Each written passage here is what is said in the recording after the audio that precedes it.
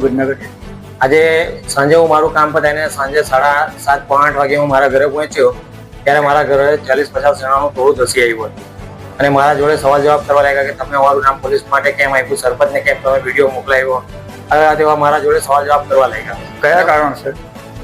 9/8/2025 ના રોજ મારા ઘરના બાજુમાં આવેલી એક સરકારી સ્કૂલમાં 4 વ્યક્તિઓ બેસીને દારૂ પીતા હતા, દારૂની પાર્ટી કરતા હતા, જેનો વિડીયો બનાવી મેં મારા સરપંચ સાહેબને, અમારા ગામના સરપંચ સાહેબને મેં ટેલિફોનિક અને વોટ્સઅપ પર આ વિડીયો મોકલીને જાણ કરી હતી કે સરકારી સ્કૂલમાં આવું થઈ રહેલું છે અને તમે અત્યારે સરપંચના હોદ્દા પર બેઠા છો તો તમે એમના વિરુદ્ધ કોઈ કાર્યવાહી કરો કે કોઈ બીજી વ્યક્તિ આવીને અહીંયા દારૂ પી કે કોઈ ખોટા કામ કરી ના શકે એના માટે જાણ કરી હતી. એમના દ્વારા શું જણાવવામાં આવ્યું? એમના દ્વારા એવું જણાવવામાં આવ્યું હતું કે એ વ્યક્તિના વિરુદ્ધમાં હું કોઈ કામ કરવાનો નથી અને કોઈ ફરિયાદ કરવાનો નથી, પણ તમે તમારા હિસાબે જે થતો હોય તે તમે કરી લેવો. બરાબર.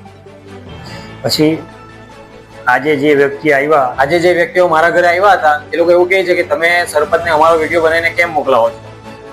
તો મેં એમને કહ્યું કે જો દારૂ પીવાની કોઈ અહીંયા ગુજરાતમાં પરમિશન નથી અને તમે દારૂ પીશો સ્કૂલમાં તો મારે તમે ખોટા કામ કરશો એટલે મારે તમારો વિડીયો બનાવીને મોકલવા પડશે. મારી જાણમાં જે બી કોઈ વ્યક્તિ ખોટું કામ કરશે તેનો વિડીયો બનાવીને હું મારા સરપંચને જાણ કરીશ. મેં એમને એવું જણાવ્યું. એમના દ્વારા કોઈ ડાક ધમકી? એમના દ્વારા જે પણ ટોળું આવ્યું હતું એ અમારા જોડે હાથાપાઈ કરવા અને ગાળાગાળી કરતું હતું. મને મારા ફેમિલી જોડે મતલબ મારવાની પણ ધમકી આપતા હતા લોકો. તમે આગળની કઈ પ્રોસેસ? હું અત્યારે પોલીસ ફરિયાદ આપી છે મરોલીમાં સરપંચ અને એ ટોળાના વિરોધમાં. હવે અગાડી જોઈએ છે કે એ લોકો